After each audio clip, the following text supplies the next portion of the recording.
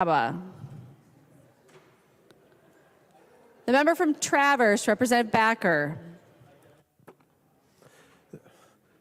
Madam Speaker and members, several of you know, of course, that I serve as a volunteer EMT. I've shared that many times. But one of the things my profession does, police and fire, is we serve the community.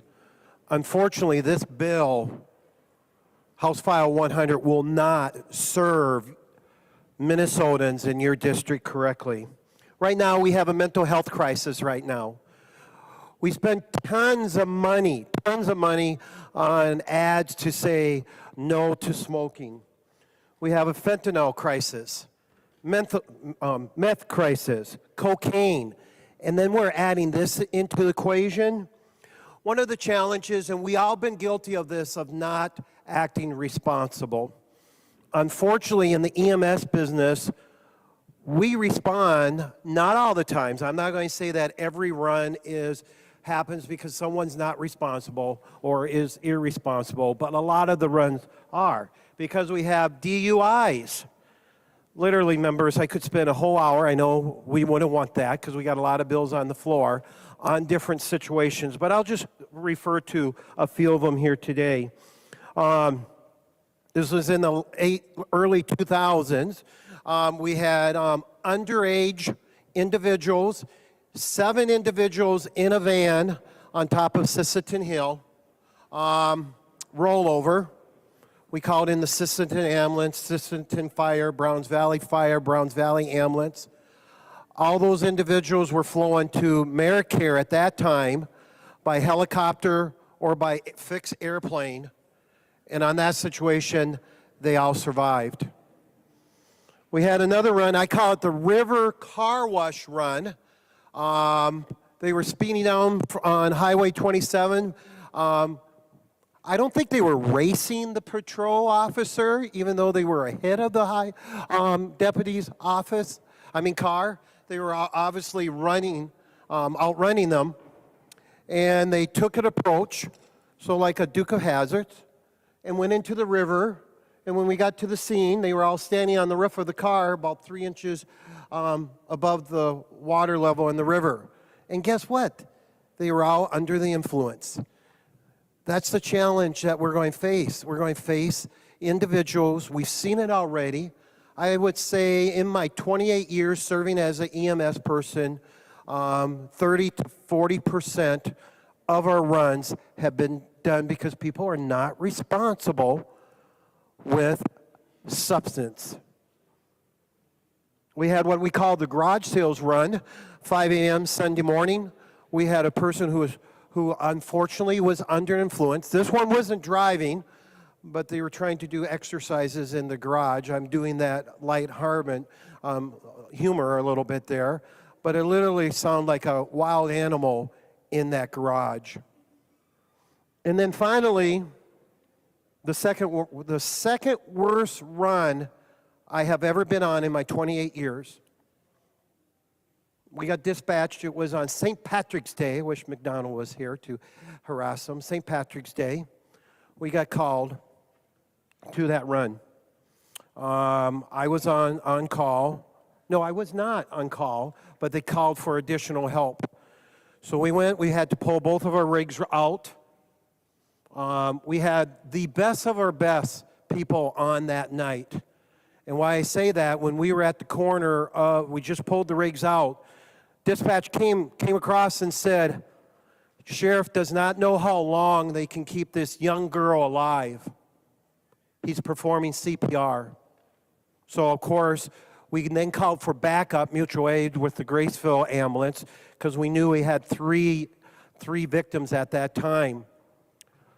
Members, that 9-minute run to that was one of the longest times, but we were prepared. We were prepared. We had oxygen. We had advanced airway. We had the backboard ready. We had it all prepared for these 3 teenagers who should not have been drinking or under influence. We got to the scene. I'm not going to get graphic, but it was a very difficult scene. I've been on hundreds and hundreds of runs. We picked up a gentleman who was 20, I think he was 20 years old, got him to the hospital. Those are the situations that you help ER for a couple hours because they don't have enough staff. But the most difficult of that run was the last person that they lost was 19 years old, and her name was Brittany. That's my daughter's name. My brother was on that one, was assisting the hospital for that, for her up to 7 o'clock, and they had to call. Think about it, folks. These people, I just want to share this with you. This is how important it is. This is why Sheriff, EMS, and fire does not support this bill. Because what's going to happen? We're going to see people irresponsible or just want to have a good time. We've all have made mistakes, including myself. We're going to see increase in DUIs. We saw that last night with a handout that was passed out. All three of those individuals we lost that day. That was the only time in the history since I've served in 28 years that we called in a critical incident team because it was a very difficult run. This is why I cannot support this bill. We have a mental illness crisis right now, fentanyl crisis. We have kids. I have even another scenario where kids have got edibles with the gummy bears. I'm not even going to talk about that scenario. This is just bad policy. We want to uplift our young generation. And if you've been on as many runs that I have on DUIs and how it has affected under individuals who were not involved, bystanders, you would be voting with me to vote no. So, of course, members, I am asking you to vote no on this bill. We as EMS volunteers are busy enough. We have ran to several tragedies of death of young people and elderly people. We had a run just this week, no, not this week, it was a couple weeks ago, where a gentleman was driving under the influence, ran in the back of a vehicle of a mom and 3 young kids. And we got called to assist Graceville. Ortonville and Browns Valley was called for mutual aid. I was on that Saturday night at 2 a.m. to assist in that run. Minnesotans deserve better. Minnesota needs to be protected. I will be voting no, and I ask members to vote no on this bill. This isn't about fun. This is about lives. We need to protect from DUI, preventing additional DUI, because folks in my profession respond to these terrible tragedies. Thank you, member. Vote no, please. The member from Isanti, Representative Johnson. Madam Chair, members, this bill is about safety of the public, which it does not do. We have approximately 417 police departments and sheriff's departments, state patrol, law enforcement agencies in this state. And of those departments, the vast majority of them do have a canine unit. Now, these canines are specialty trained, and once they're trained, it's very difficult to untrain them, pretty much impossible. And going on conservative numbers, let's say there's 200 that are trained for marijuana. At about $20,000 apiece for training and the dogs, plus more training afterwards, but just the original dog, getting it set up to go out for the first time, is about $20,000. And you times that by the $200 or 200 dogs, which I know is a conservative number, that's $4 million to our local police departments and sheriff's offices. Now, I'm wondering if Representative Stevens would answer a question for me. Representative Stevenson will yield. Representative Johnson. Madam Chair, Representative Stevens, can you tell me how much money is in this bill to help defer the cost to our counties and police departments for the cost of retirement of the dogs and the replacement? Representative Johnson, we don't have a Representative Stevens. We have Representative Stevenson, and he will yield and he will answer your question. Representative Stevenson. Thank you, Madam Speaker. Representative Johnson, there are, as we went through last night, considerable appropriations to local units of government in multiple different areas of the bill, including appropriations for public safety in the bill. I could look to get the specific numbers that you're referencing. I don't know them right off the top of my head, but I could look for you. Representative Johnson. Speaker Hartman, Representative Stevenson, I did not see anything reading through the bill dealing with our canine units. Now, when these dogs come out of service, they do much more than just deal with the marijuana. They also deal with cocaine, methamphetamine, and fentanyl, and a host of other drugs. They're also there for safety for our officers. When you get out into greater Minnesota, a lot of times there is only one officer. I can remember for 2 months after midnight, I was the only officers for 3 cities and the county. I was by myself. I'm just thankful that neighboring departments would monitor before we got the 800 system so they could actually hear what's going on in my county to come and help when a bad call came in.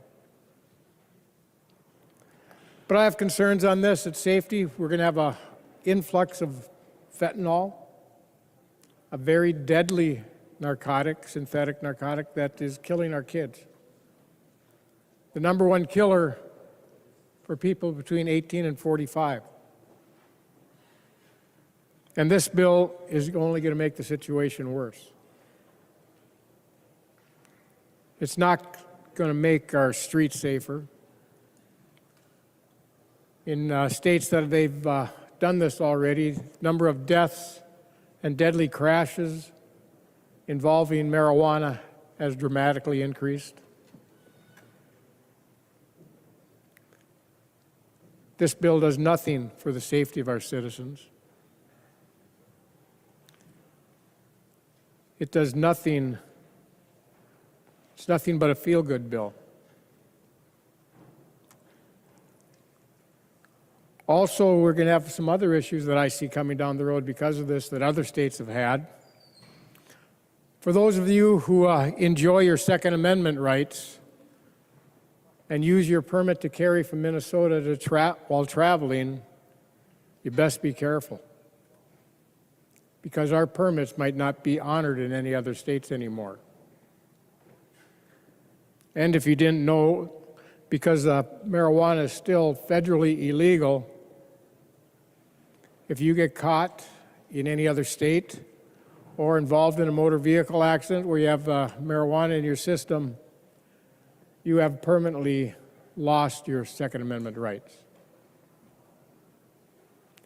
So for those reasons, and for the safety of this state and their citizens, members, please vote red. The member from St. Louis, Representative Scraba. Thank you, Madam Speaker. And I hope today I'll keep saying Madam Speaker. I apologize for yesterday.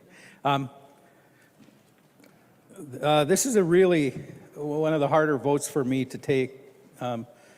When I was running for office, this was a very discussion point.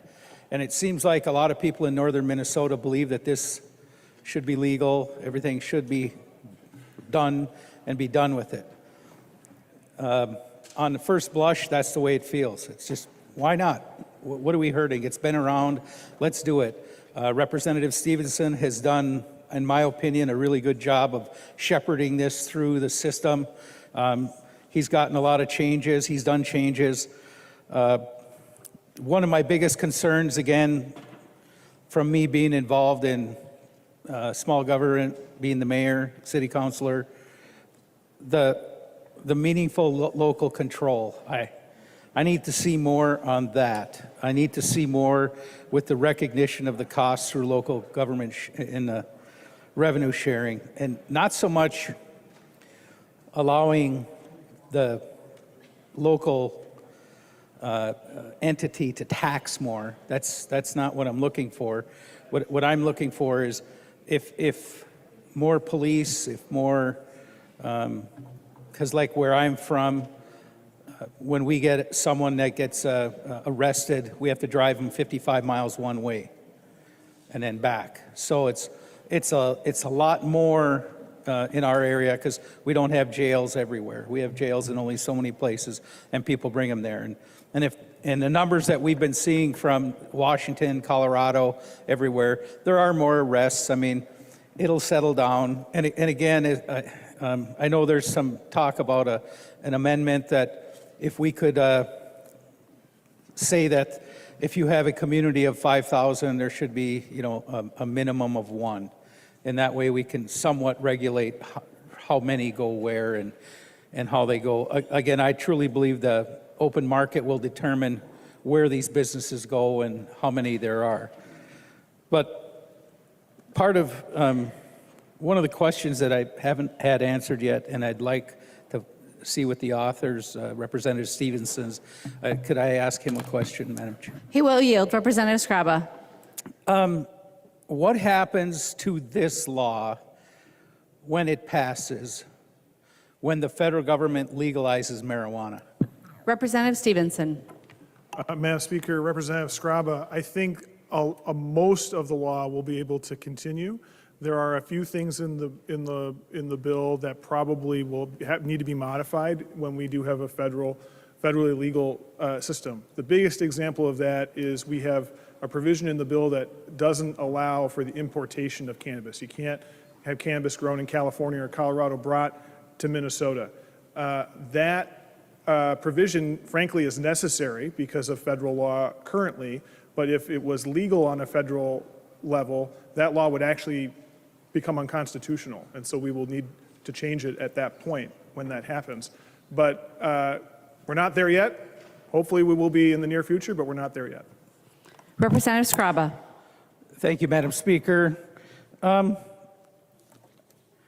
this is really, I don't know why it's sort of hard for me right now. Again, I've got 4 more email this morning saying, please support this. It's kind of a big deal, but at the same time, being a mayor, I understand that local control. I did talk to several communities, and their concern is that is, if the businesses get too big, how are they going to manage it? How are they function? Some of our communities don't have local police, they have the sheriff. So with that, I think I'm leaning more on the red, so I appreciate all the effort and everybody did, but thank you, Madam Speaker.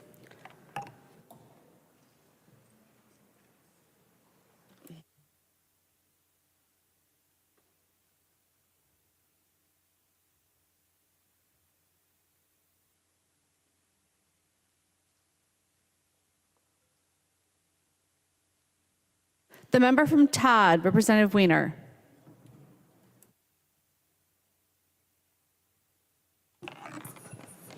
Thank you, Madam Chair. This was an interesting bill and something that you and I had to reach out and talk to someone, an expert I would consider in the field.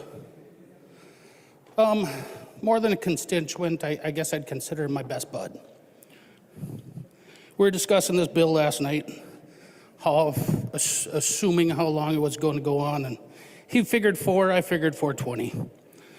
But I knew he would walk out here tired, bloodshot eyes, stiff joints, as we zigzagged through this discussion and rolled up a new future for Minnesota, so to speak. But my bud was talking about some of these things and his issues with this bill, and we're on opposite sides of the spectrum. He knows how I feel about it.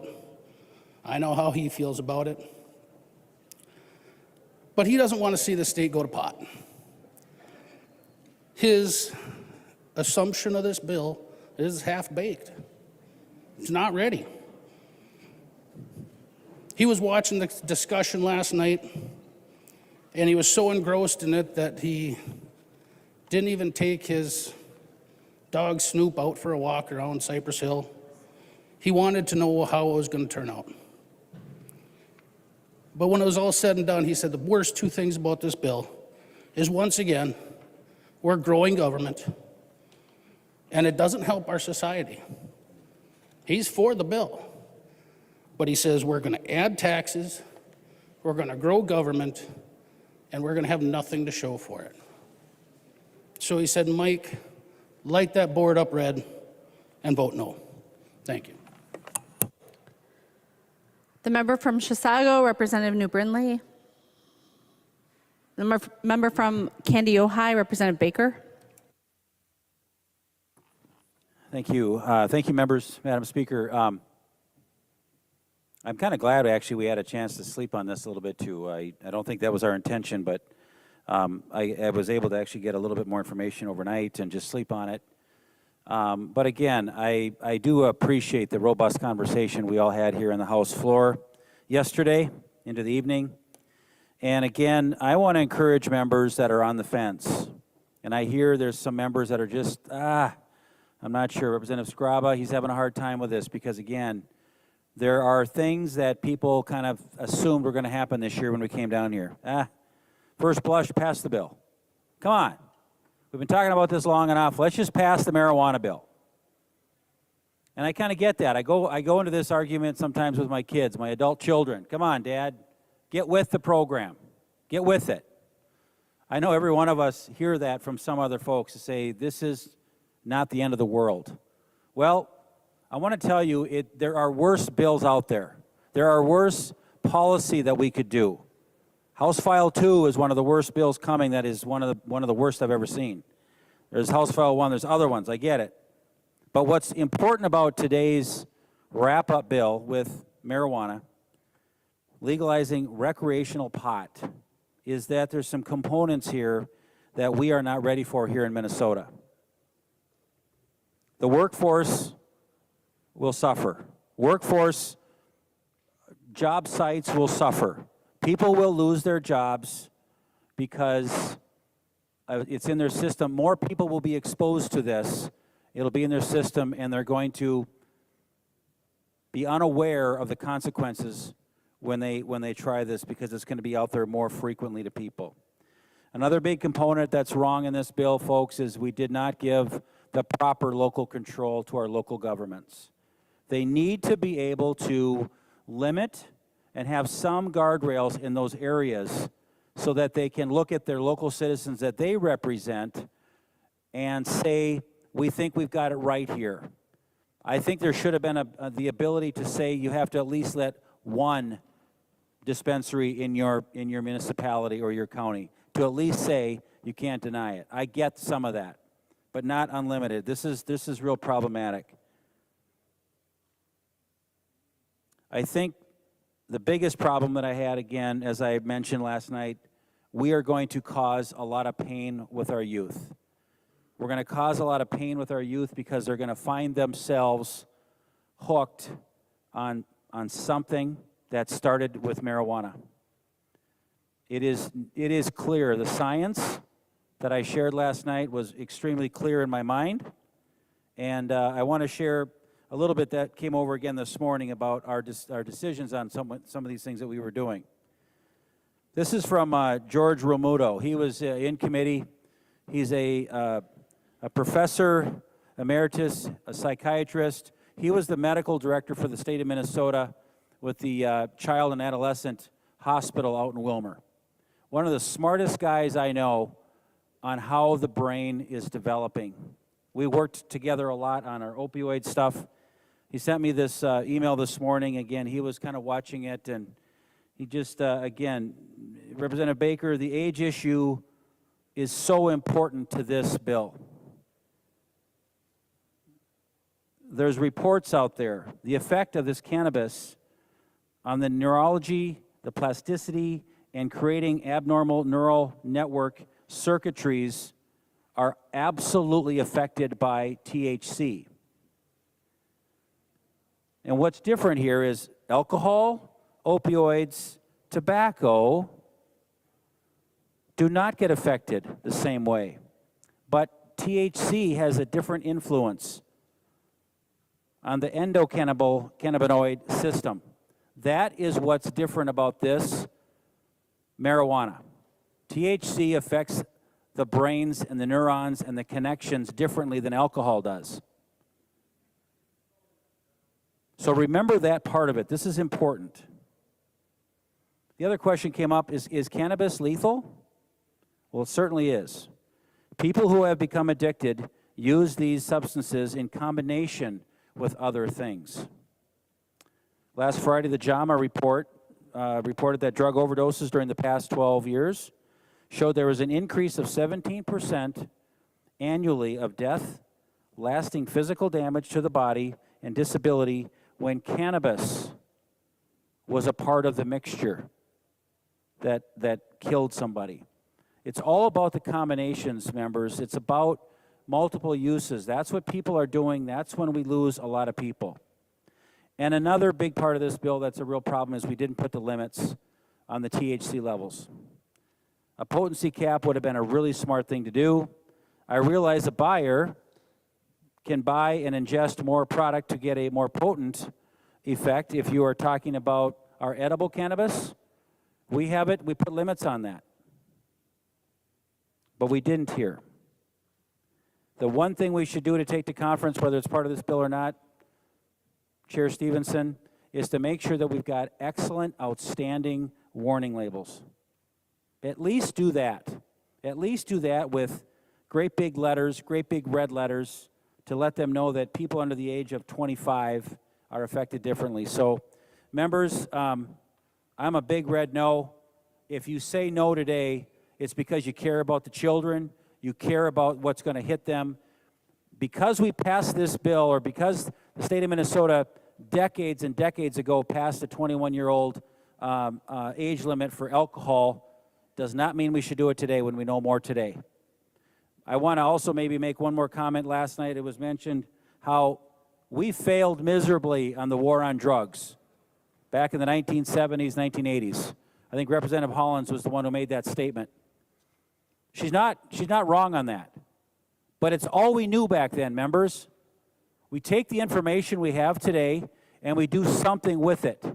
At least back then, they did something on the war on drugs, because we're fighting this thing every single day. So we know more today. We can do a better job today.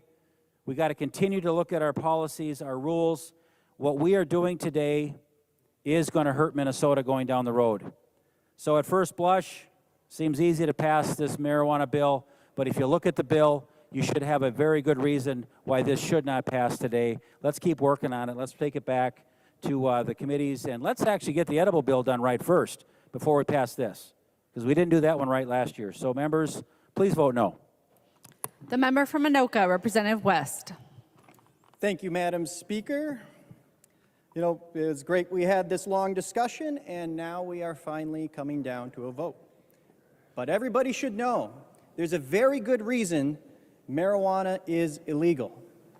Last year, it killed 480,000 people. Never mind, that's tobacco. Sorry. All right. 140,000. Marijuana killed 140,000 people last year. Alcohol. Sorry. Got my numbers mixed up here. 500. It's got to be 500. This is a dangerous illegal substance. We must ban it. We cannot let it be legal. 500 people died. That's Tylenol. We are talking about a substance with no lethality.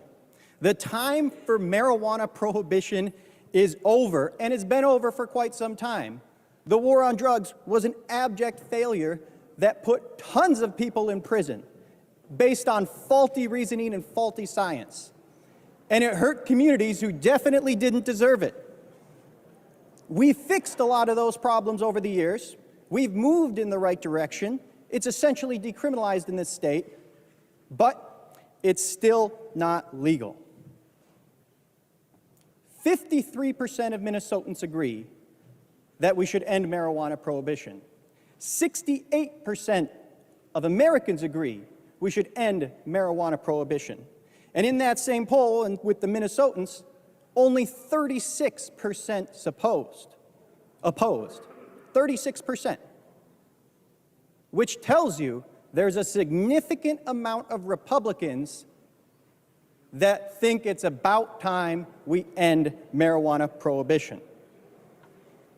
Prohibition has worked about as well as it did when we did it with alcohol in the early 1900s. When you prohibit something, you make it criminal, and that only benefits the criminals. It doesn't help anyone. It enriches them through violence. They don't call the Consumer Reports Bureau to report they got some bad weed. They go and shoot them. But if they could go in a safe environment where the product is safely tested so they don't have fentanyl, it's completely non-lethal. When you see any death where marijuana is involved, there's always something else. There's always something else, because you cannot die from THC alone. That doesn't mean it's a safe substance we should encourage, just like alcohol. We shouldn't say, everybody go out and get hammered. This is great. Go smoke weed. That's not what we're saying. What we're saying, this shouldn't be illegal anymore. And only 36% of Minnesotans disagree. That's a sizable amount of Republicans who believe marijuana prohibition should be over. And a lot of people will say, well, marijuana is a gateway drug, because when we look at heroin addicts or anything, they always start with marijuana. If that's the logic for what a gateway drug is, alcohol is certainly a much more dangerous gateway drug. Almost every single person who eventually finds themselves addicted to heroin started with alcohol. And before that, you know what else is a psychoactive drug that could be a gateway drug by that definition? Caffeine. And if you look at our desks, we got a lot of drug users around here. So it doesn't make any sense to call it a gateway drug. But you know what makes it a gateway drug? Do you know what makes it actually dangerous? Is prohibiting it. Because then when you have to go down the street alley and buy your little dime bag of weed, that puts you in a place where somebody might be selling heroin. They might be selling Adderall. They might be selling a litany of incredibly dangerous narcotics, some of which can be prescribed by a doctor. But if they can go into a store and get greeted by a nice man who's like, hey man, how you doing today? We got some sativa here, indica. That is where you want somebody to be doing this non-dangerous substance and acquiring it there rather than going in the alley. If we put it in a safe retail environment where it's tested and we ensure that it's just cannabis, it's not laced with fentanyl, it's safer. And it's not a gateway drug. Now, the next most common criticism is that we don't have a roadside test, and that is a valid criticism. There is no roadside test. That is very, very concerning. However, we don't have a roadside test for opiates. We don't have a roadside test for cough medicine. We don't have a roadside test for a litany of things, like just sleep deprivation. But those are still available at your drugstore. So, that doesn't mean we just ignore that problem, because that is a real problem. And that's why this bill puts $10 million.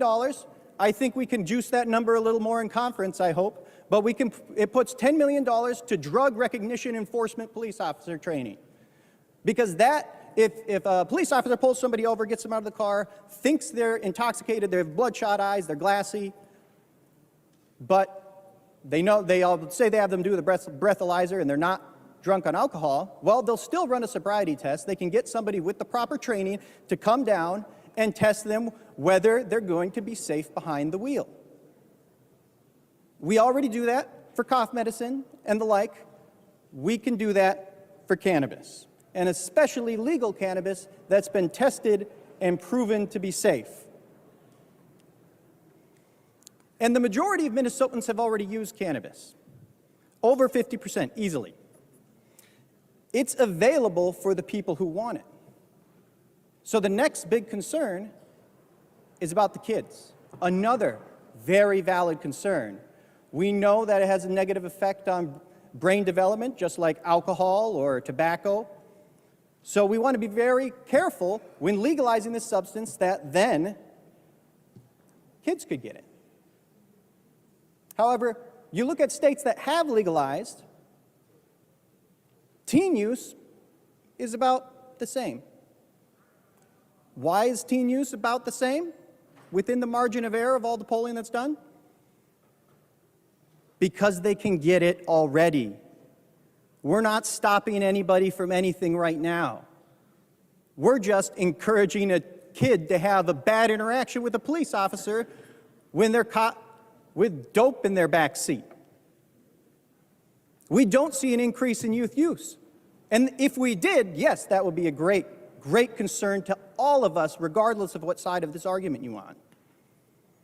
But one thing that's interesting, we do see overall cannabis use increase. But it's not the kids. It's all of you people. It's the boomers who then feel comfortable to go, you know, I did this when I was a teenager, I'll go ahead and try it today. And what's the difference between a 65-year-old going to get a joint instead of a glass of scotch? I would argue the joint is the safer choice. And last session, we legalized intoxicating THC already. Right now, if you want to go get high on THC, you can walk literally, 3 blocks from here to the BP on the corner, get yourself a little bag of hemp edibles, which have intoxicating THC in them already. You know what we haven't seen is a rash of people who are high all the time that can't drive and an increase in accidents. It's here now, and the hemp industry has demonstrated that they can do it safely. So what's the public policy benefit of doing this? There's only one public policy benefit, and that is the elimination of the black market, which still exists. That takes care of the crime we see associated with drugs, and it also makes it so it's not a gateway drug that leads people on the dark path of addiction. However, on the flip side, so I've kind of gone after people who are against this. There's some people who say marijuana is not addictive. It certainly is addictive. You can see that everywhere. Any serious person can see that. But compared to other addictions like alcohol, well, at least the marijuana addiction is not going to kill you, but it's still harmful. Now, this bill has a lot of work to do, which is why it's going to go to conference. But it's undeniably the right path. That's where the evidence shows, and if you want to say people vote with their actions, 68% of Americans support this, 53% of Minnesotans support this, and I guarantee you it's higher now. When I polled my district, I had 81% support cannabis legalization. 81%. I didn't think it would be nearly that high, but that was just 2 years ago. So what do we need to do to make this bill better? And I have to say Representative Stevenson has been incredibly helpful to work with. We've moved quite a ways. He's taken some amendments like the DRE funding for the drug enforcement officers that a lot of people over here would like to see. He's limited from 5 pounds, which is just a catastrophic amount, as we saw when it was presented in committee, down to 1.5 pounds. We've made some good strides on this bill. It's working its way. Now, I've already talked about, through the amendments, the biggest problems that I see. And that's the licensing system, the woke ideology in here, because Minnesotans want legal weed, but they don't necessarily want all the politically partisan bells and whistles you're tacking onto it. My hope is we can minimize those in conference committee. We can make it so this bill has significant bipartisan support. But as you heard from a lot of members over here, well, you kind of hamstring cities. They don't really have a lot of flexibility. It's better than when the bill started, but it still has a little work to go. I'd like to see if we can work on that in conference committee. I agree, you can't completely ban it from your city because that defeats the purpose of eliminating the black market. But hamstringing cities on the placement of these businesses is not what the cities want, I can tell you that. We've heard from a lot of our cities that that's not the way to go. And with the licensing system and the ban on vertical integration in particular, that is just bad policy. And see, that's where I see ideology is creeping in here rather than doing what's best for Minnesotans. Because, okay, I get it. When you look at the medical marijuana program, 2 companies dominate the market, and I assume that's where that came from. But that bill, the medical marijuana legislation that was passed, basically made that the only way that was going to be. By allowing vertical integration, that doesn't mean that big business is going to come in here and take over the market. It's going to mean that we will have low-cost marijuana, which will help strangle the black market. The low tax rate in this bill is actually pretty good at doing that, but if you can't vertically integrate and cut down on some of those costs, you're going to have a low tax rate, but you're still going to have expensive product. And that's going to hurt the #1 public policy benefit of this bill, which is eliminating the black market. So we need to get rid of that prohibition on vertical integration. It's the right policy. It's the only argument against it is ideological. If this doesn't eliminate the black market, as we've seen in California, in particular, New York especially, the black market's alive and well despite legal cannabis, because of the way the bill was written to be anti-business. So let's not do that in this bill. Let's allow businesses to operate and sell a competitive product that consumers want.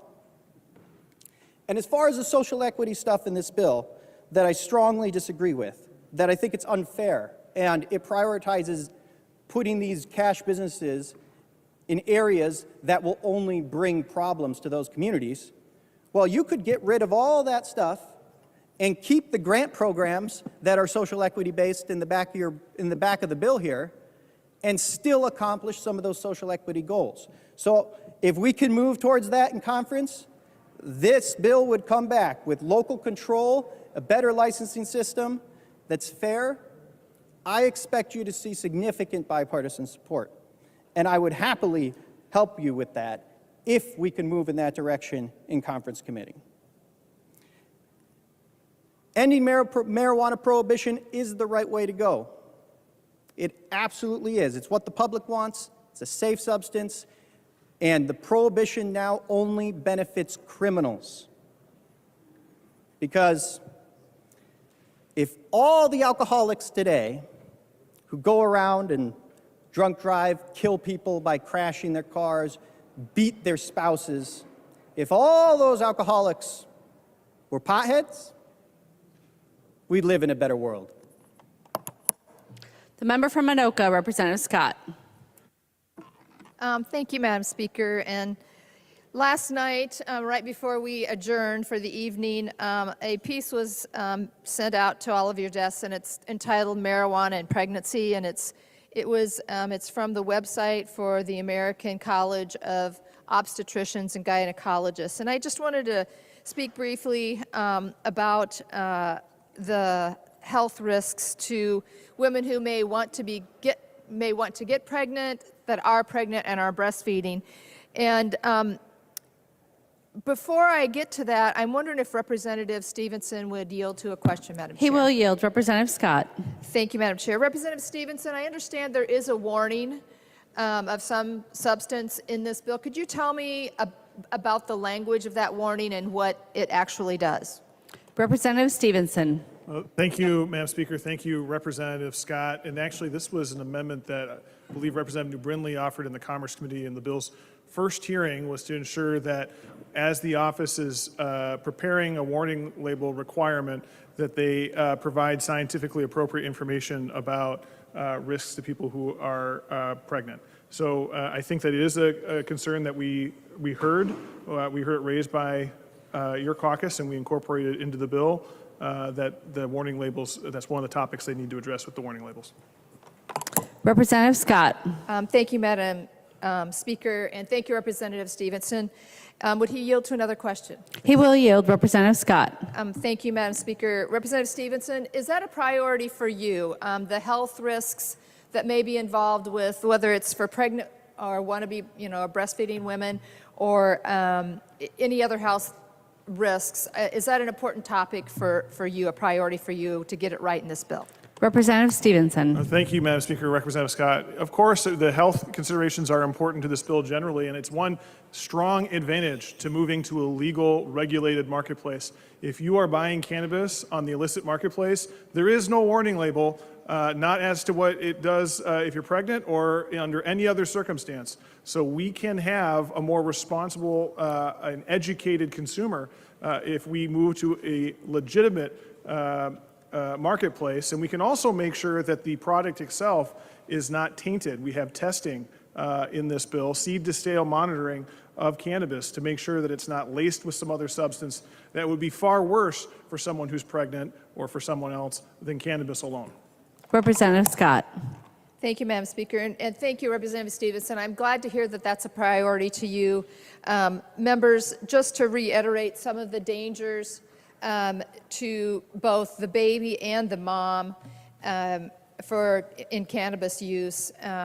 Disruption of brain development before birth for the baby, smaller size at birth, higher risk of stillbirth, higher chance of being born too early, especially when you use both marijuana and cigarettes during pregnancy, and harm from secondhand marijuana smoke, also behavioral problems in childhood and trouble paying attention in school. And for the mom, permanent lung injury from smoking marijuana, dizziness, putting you at risk of falls, impaired judgment, putting you at risk of injury, and lower levels of oxygen in the body, which can lead to breathing problems. And that, folks, is just for pregnant women and the fetus, and that would go,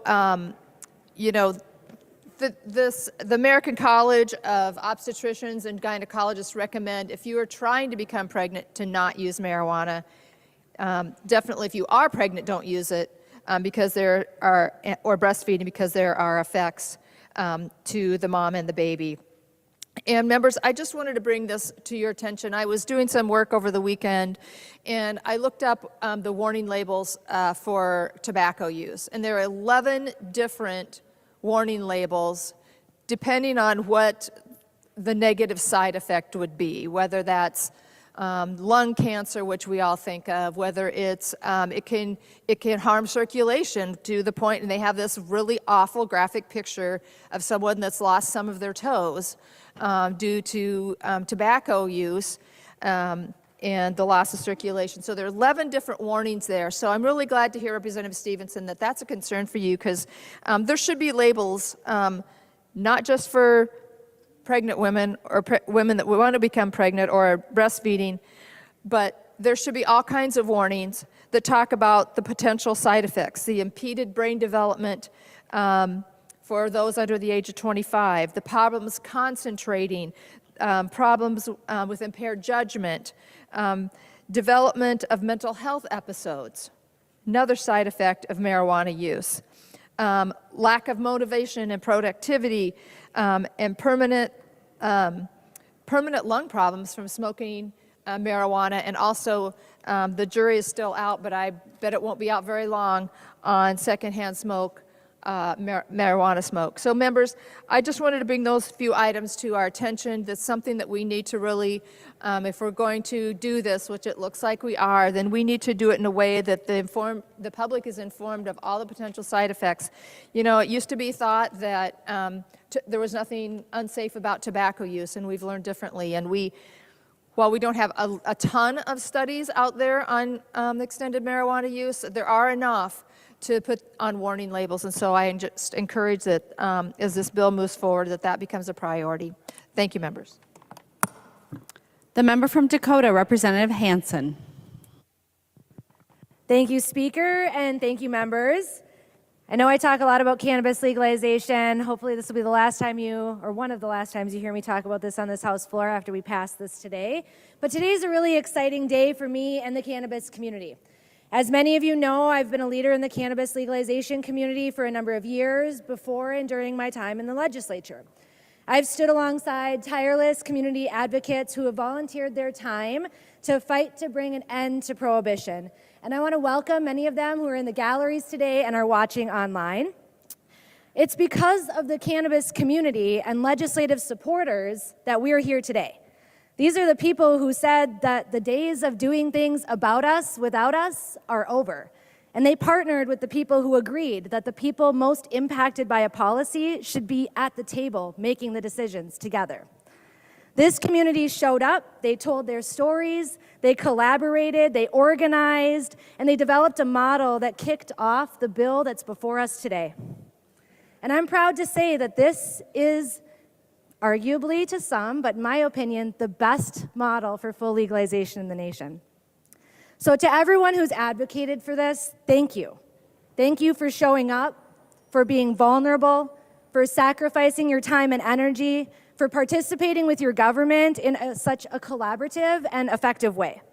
This is what it looks like to be the change you want to see in the world. You've heard me say this many times before, members, but prohibition is a failed racist system. It was put in place to intentionally harm Black and brown Americans. Prohibition has failed to keep communities safer than legalization can. Prohibition has failed to improve public safety. Prohibition and the war on drugs have corrupted the intent of our justice system, and it has been nothing less than propaganda and a lie. Minnesotans have told us loud and clear that prohibition is the problem, not cannabis, and that they expect us to bring an end to the sinister days of prohibition and create a safe, legal, regulated market that promotes equity and reparation for our errors of the past. For nearly 100 years, too many people have lost their jobs, their homes, their property, their families, their lives, their opportunities as a result of cannabis prohibition. This was intentional. It was not an accident. It was not because people did not know better. They knew exactly what they were doing when they put this in place. And today, we're doing something about that. We have learned from other states. We have learned from our past. We have learned from our communities, and we're doing the right thing by passing this bill today. From the first in the nation automatic expungements to stellar social equity aspects to thoughtful agency design, this is the best foot forward as we enter into the new legal market. So again, I just want to applaud everyone who has worked on this bill. Chair Stevenson joined the front lines of the cannabis movement this year, and it's really been an honor to work with him and to learn from him. We've had him at the helm leading the way through every committee and every amendment, working with staff on every engrossment. This community has grown and has more supporters than ever before. And Chair Stevenson listened. He incorporated feedback from hundreds of stakeholders, and he never let any one group or person dominate any decision. So thank you for that. I also want to say thank you to Chairs Zhang and Gomez and all of the other members who have authored a bill in the past and all of the staff that helped bring that and pave the way to where we are today. The collaboration in this movement between government and community is a case study for how good public policy can be done and how to bring about comprehensive social change. And I was going to end my comments there, but when we tabled this bill last night, I just wanted to add a few more things because it's really exciting to present this bill today, considering what else is on our calendar and what other folks are here to support. This bill is about so much more than just legalizing cannabis. It is on point with today's theme of improving safety while honoring justice and civil rights. It's about reparation and reconciliation. It's about doing better because we know better. Today's a good day to be a Minnesotan. And as we pass this bill that will make Minnesota a safer place for everyone, starting with this bill of ending cannabis prohibition. You know, members, every day we stand in this chamber, most of us, and we start our session with a prayer and a pledge, and we all say, with liberty and justice for all. Some of us add the social justice part. But I want you to join me today in kicking off today's version of what liberty and justice looks like in action, and vote green on this bill. Thank you. The member from Hennepin, Representative Robbins. Thank you, Madam Speaker. Thank you, members, for this debate. I wish I shared your enthusiasm for this bill, but I do not. There's so many things I want to respond to, and I'll try to keep it short, but the notion that the people who are opposed to this bill are upholding propaganda and a lie is horrifying to me. You stand with the advocates of cannabis. I am standing with parents who have lost their children, people who are in recovery, counselors and doctors who have given their lives for people who are fighting substance use disorder. Members, this is not something to celebrate. I agree that there needs to be things fixed, but unleashing this on Minnesota is not something to celebrate. And it is not a propaganda and the lie. The data that we have brought forward about the impacts on children's brains, the data we have brought forward about a 15% increase in fatal accidents in Canada.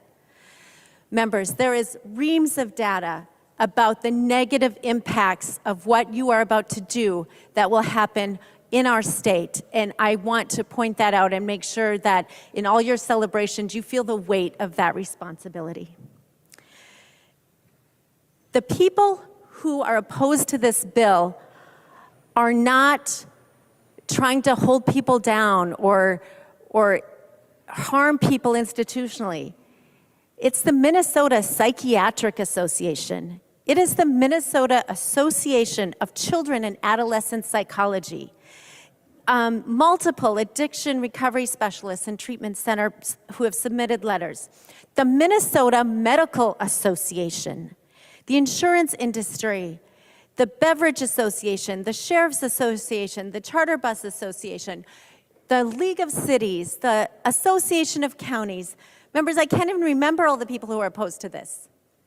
There's a broad swath of Minnesotans who know that this bill is going to bring more harm than good and that it is not ready. And I'm so disappointed at those comments. But I want to go back to a couple things I just want to get on the record because I had people reach out to me last night, Chair Stevenson, after our discussion about the drug recognition experts. And I appreciate that you put the $10 million in the bill, and I really appreciate your intention to honor that commitment. And so just to get it on the record today, I've had people ask me to talk about this. So just to clarify, the fiscal note may be out of date, but the fiscal note clearly says that it would cost $50 an hour and 4 hours for training. I have communication from the head of the DRE program in Minnesota at the State Patrol who says that's wildly low. And he also is the one who provided the detail about the $10 million and how we got there. And so I did have a exchange with Ben Johnson, the wonderful staff person today, and he was supporting the way they broke down the 10 million. So I just, wherever this goes, future, I just hope that those records in the fiscal note are corrected and updated. So I'll provide that to you if you don't have it. Speaking of Ben Johnson, I just wanted to give thanks for our amazing staff.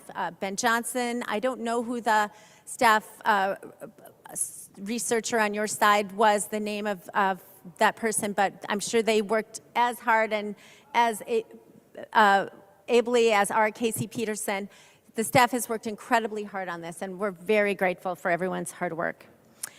I also wanted to go back to the question of, you know, Minnesotans do support legalization. I think that's right. I think, you know, the debate has been like 53%, 56%. I think if you just had a poll, Minnesotans, do you want legalization? I think, yeah, probably the majority would say yes. But they do not know the details of this bill. And if you ask them, do you want the state to spend $1 million and $400,000 ongoing to create a cash facility?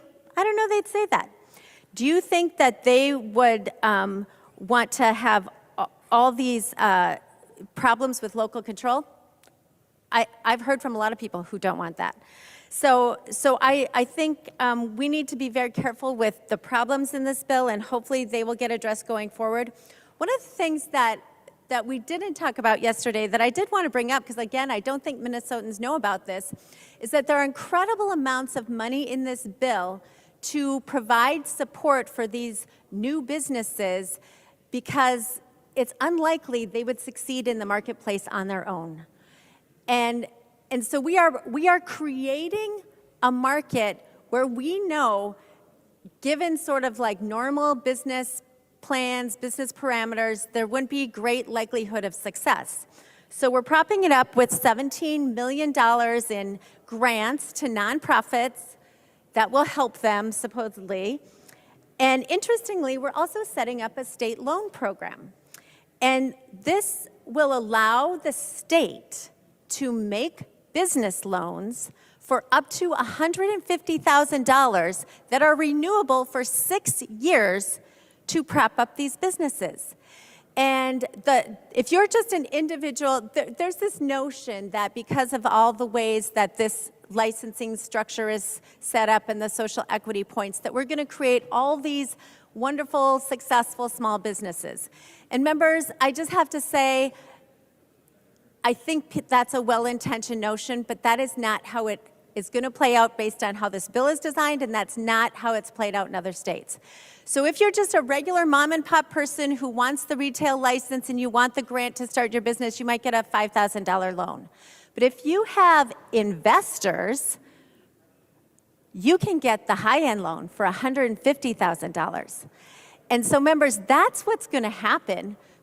People are going to get these licenses, and then they're going to go get outside investors from national cannabis groups, and those national big cannabis groups are going to come in this state, and the state will be issuing them $150,000 loans every year for 6 years.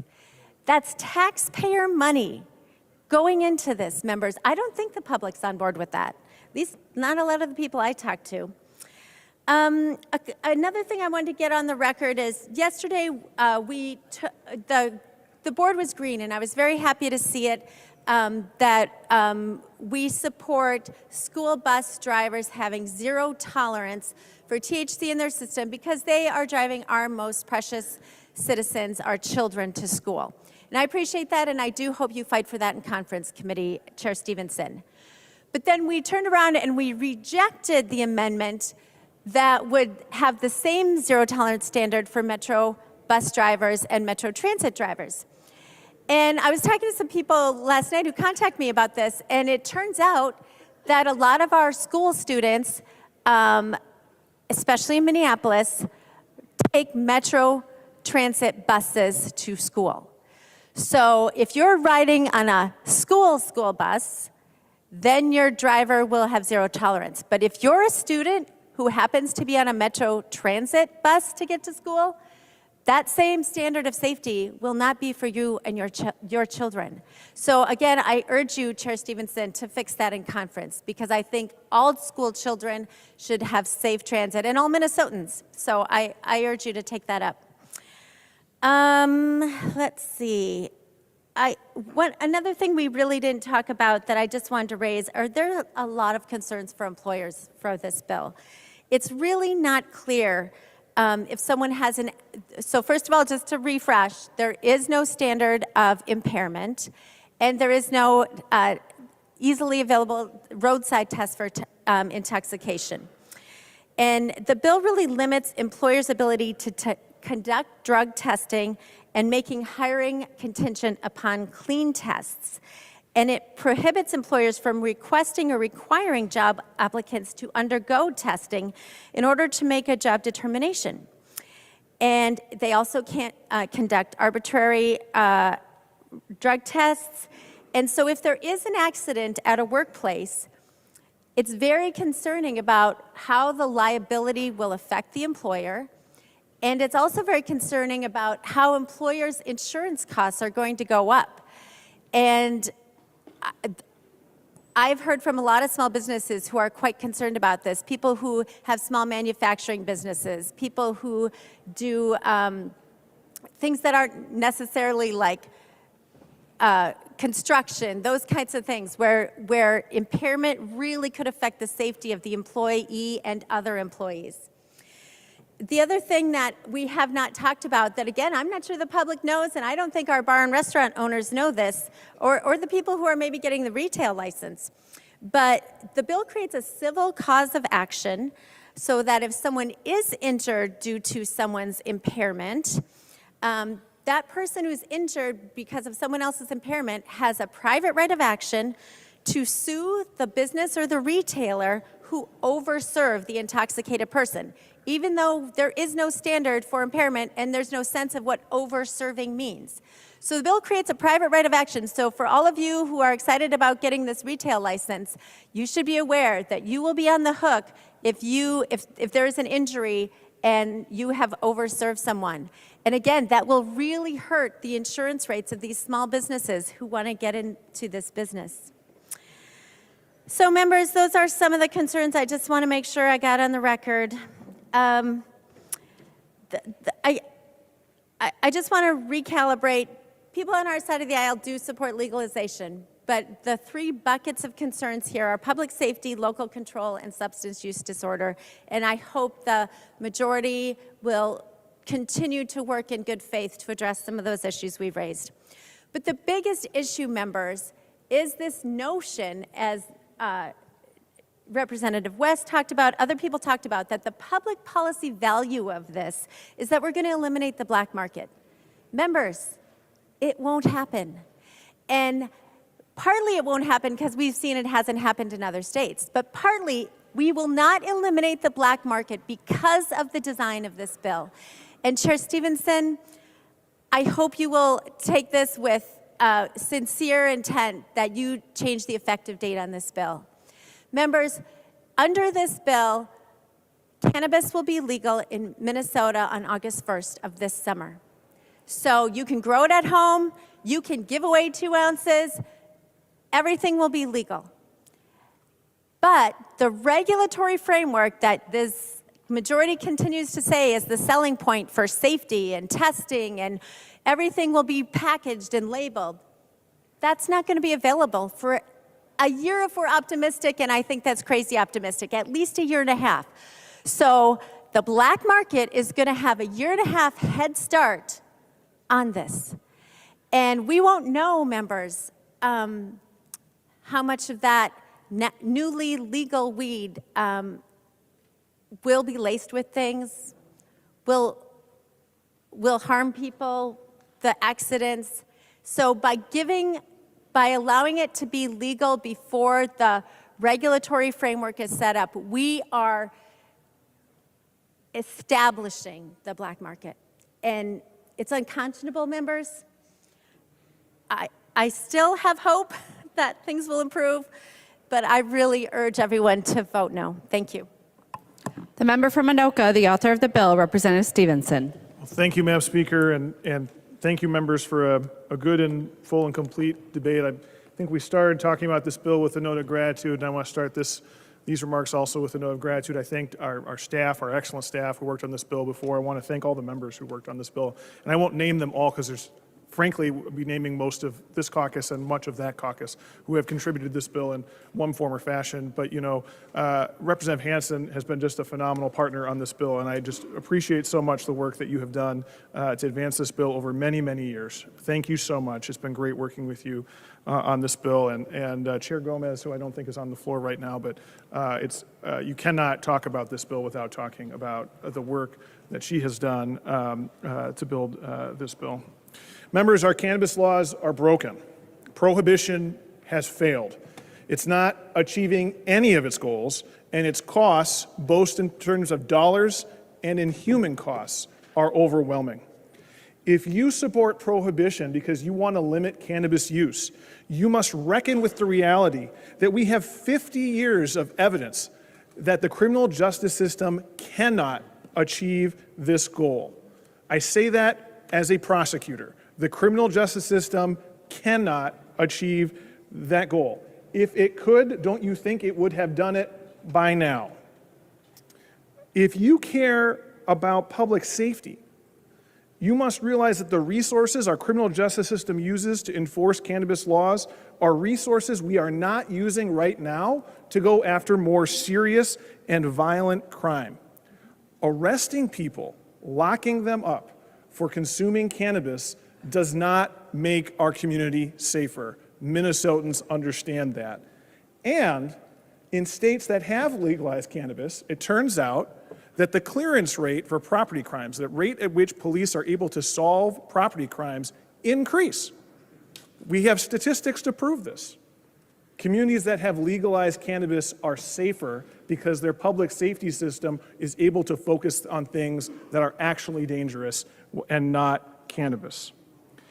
If you believe that legalizing cannabis will result in people using more severe narcotics, you must accept the fact that in every state, every one that has legalized cannabis, opioid overdose deaths have decreased. It's the most consistent result of marijuana legalization, of cannabis legalization, is a decline in opioid overdose deaths. And I want to tie this in particular to one group of the public. We know that opioid overdoses affect broad segments of our societies, but I want you to think about veterans in particular. And their access, most veterans get their health care through the VA. Cannabis is illegal at a federal level, which means they don't have access to this. Veterans experience opioid overdoses at rates far beyond the general public. This bill will save veterans' lives. Plain and simple. Meanwhile, the costs of our broken system are extreme. A recent report said that our country spends $7.6 billion each year enforcing cannabis prohibition. And think about the human costs here. I mentioned I'm a prosecutor, and I can tell you there's nothing I take more seriously than charging someone with a crime. Because when you charge someone with a crime, you are changing their life forever. When you are convicted of a crime, it is harder to find a house, it is harder to find a job, and the list goes on, and we are doing that every day to people for possessing cannabis. It's not right. And we have to be honest that these harms do not fall evenly across all Minnesotans. White people and people of color in Minnesota consume cannabis at about the same rates. People of color are arrested 6 times more often than white people. 6 times. Think about in the context of what Representative Finke said yesterday about 6,000 arrests in Minnesota for cannabis last year. Think about that. And if that troubles you, and I hope it does because it should, understand that that disparity that I just described for Minnesota is actually the worst in the country. We are the worst at this. And now we have widespread agreement, and I think this is just wonderful. I think we should take a moment and be really happy about this, because we had widespread agreement, DFLers and Republicans, that we should undo these harms. We heard this from multiple members of the Republican caucus that support expungement and support undoing these harms, and thank you for that. I appreciate that. I'm glad that we had that consensus. I hope we can continue to build on that consensus, but we also need to stop digging in the hole. We need to put down the shovel. And so just expungement is not enough. We have to legalize. This is a bill that we can be proud of. I challenge anyone to come up with a bill that has gone through a more rigorous policy development, a more open, transparent policy development, years of public hearings, town halls going around the state, 16 hearings just this year, just this chamber, over 20 hours of debate, more than 20 Republican amendments accepted. We've done the work here, and Minnesotans know that. Minnesotans want this. I heard it this fall. I'm sure you did too. And the polling data, I won't rehash. Other people have said it. It's very clear, but I will note this. It's not just that a majority supports it. It's that the trend, look at the trend line. Look at where this is headed.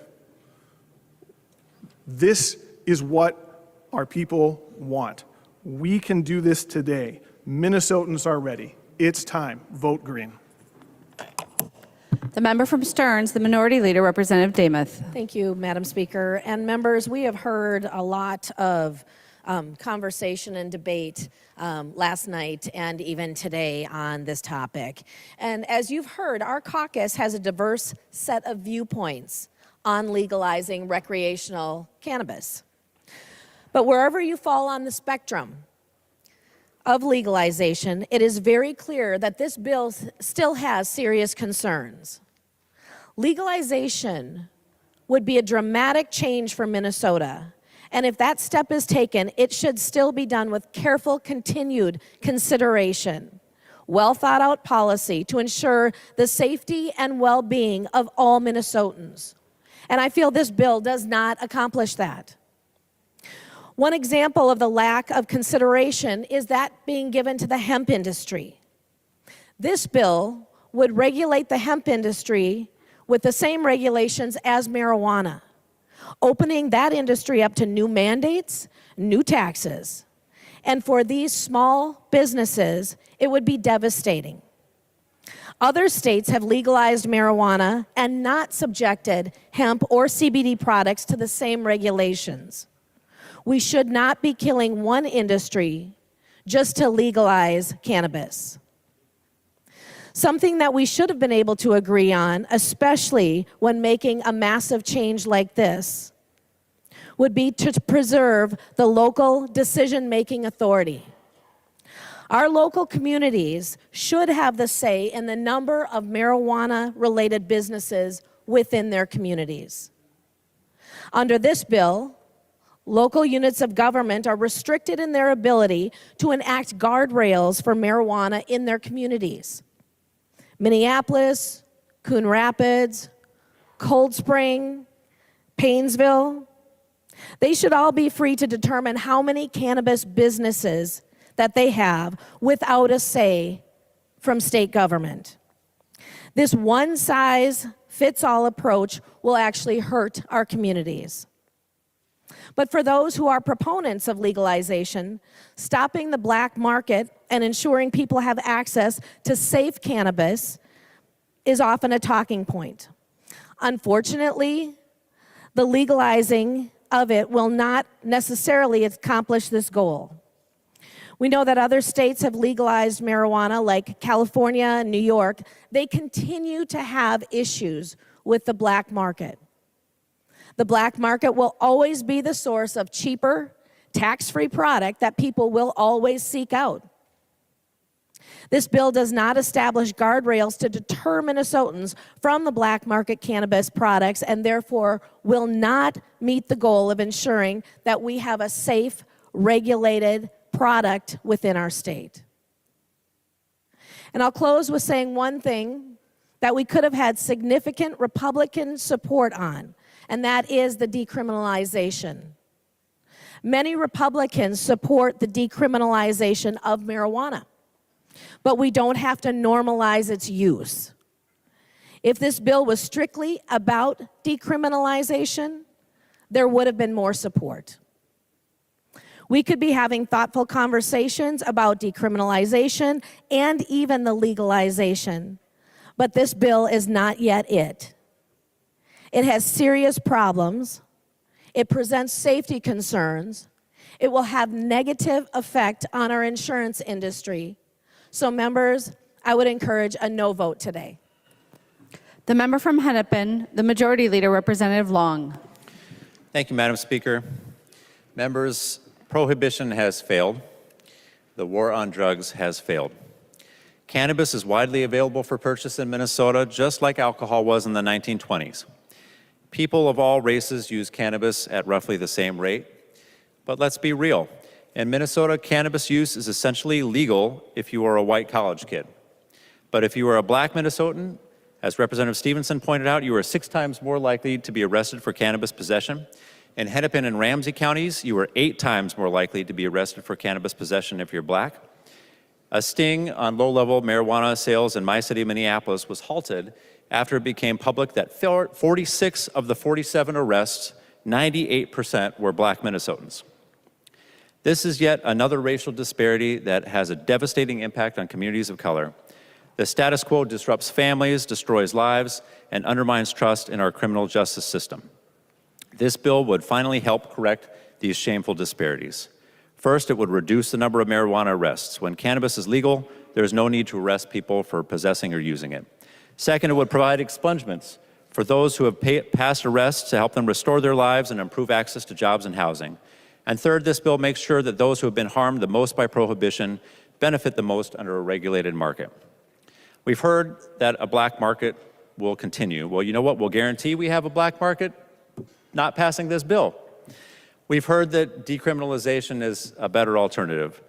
Well, decriminalization does not reduce the illicit market or the profits that go to those current operations. It does not regulate or bring needed controls to the market, including safety regulations. It does not allow licensed businesses to be accountable to the public.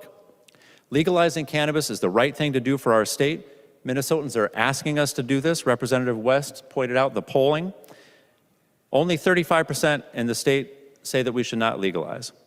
We've heard Representative Demuth mention texts she got from constituents supporting the bill. Representative Scraba mentioned that in northern Minnesota, this bill is popular.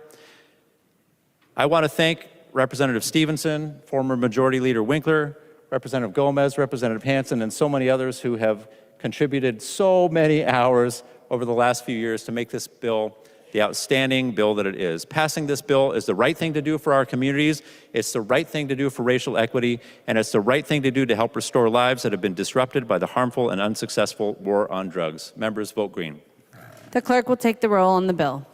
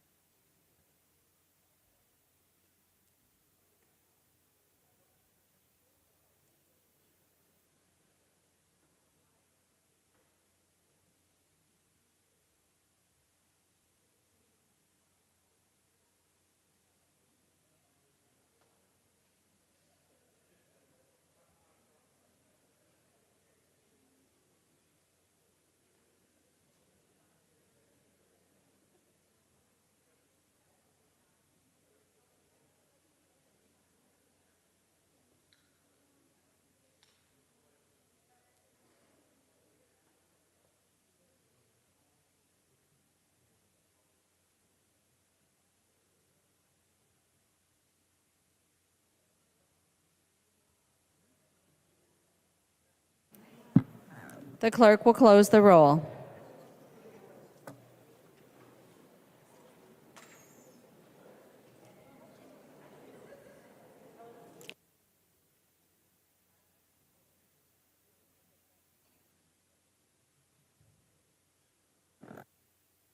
There being 71 ayes and 59 nays, the bill is passed as amended and its title agreed to.